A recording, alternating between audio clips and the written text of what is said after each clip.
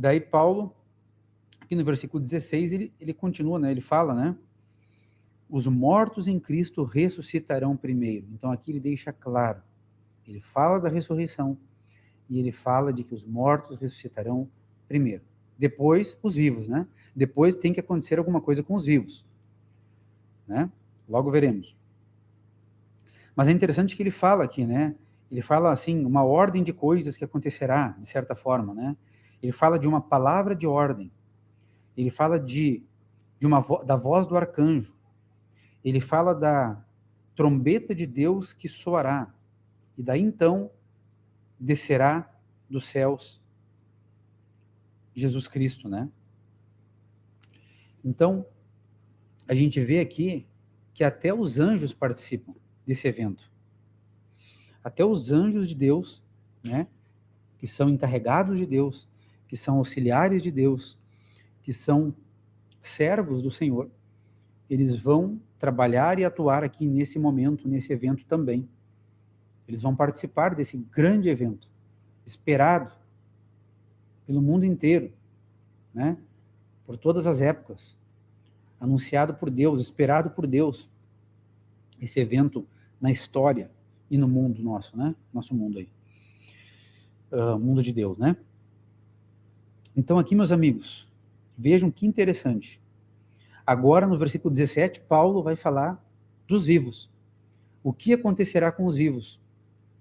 Os mortos, Cristo veio, os mortos ressuscitados com Cristo, e agora e os vivos, o que acontece com eles?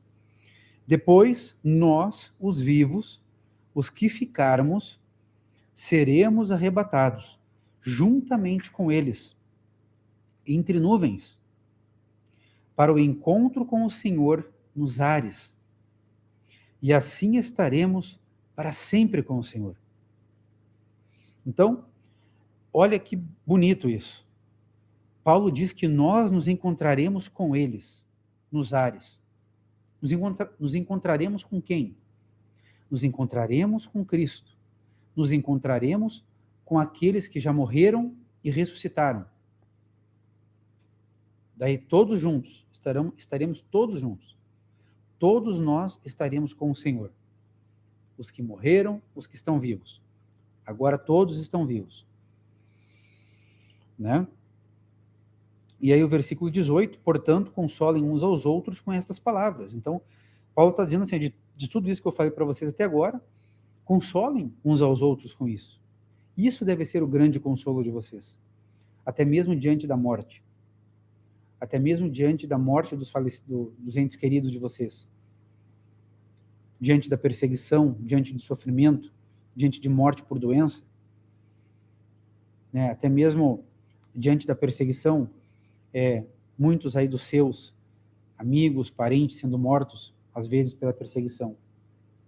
Onde buscar o consolo? Né? E, inclusive, a própria morte da pessoa, né? Então, isso deve ser um consolo. E aqui, Paulo, ele fala que nós seremos arrebatados. O famoso arrebatamento, né?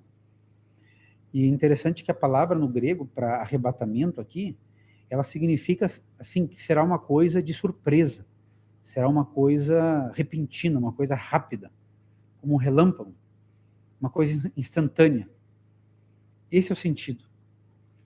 O texto aqui, da palavra, não significa necessariamente que tem que ser algo secreto, que tem que ser algo, assim, digamos assim, meio que escondido, né? Como se alguns fossem levados e outros não. Não é esse o sentido aqui do texto. Né? O sentido não é esse.